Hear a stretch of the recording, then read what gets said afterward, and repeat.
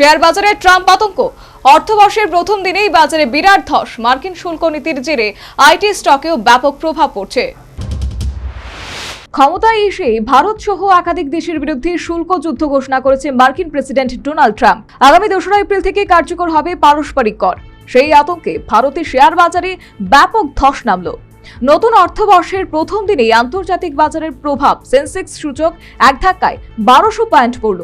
মঙ্গলবার ভারতের চিন্তা বাড়িয়ে হোয়াইট হাউসের মুখপাত্র ক্যারোলিন লেভিট ঘোষণা করেছেন, দীর্ঘদিন ধরে অন্যায্য শুল্ক নীতি মেনে নিয়েছি। মার্কিন কৃষিজাত পণ্যের উপর 100% শুল্ক বসায় ভারত।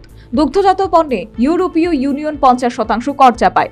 তার জেরে লোকসানে পড়েন আমেরিকার ব্যবসায়ীরা।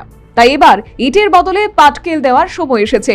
তবে কোন দেশের উপর আমেরিকা কত শুল্ক বসাতে চলেছে সেই নিয়ে লেভিট কিছুই বলেননি। যদিও শুল্ক যুদ্ধে বন্ধু নরেন্দ্র মোদীকে সূচাগ্র মেদি নিয়েও যে ছাড়বে না ট্রাম্প, এমনটা ইঙ্গিত লেভিটের মন্তব্যে। এদিকে সকাল থেকেই ঘায়েল বোম্বে স্টক এক্সচেঞ্জ।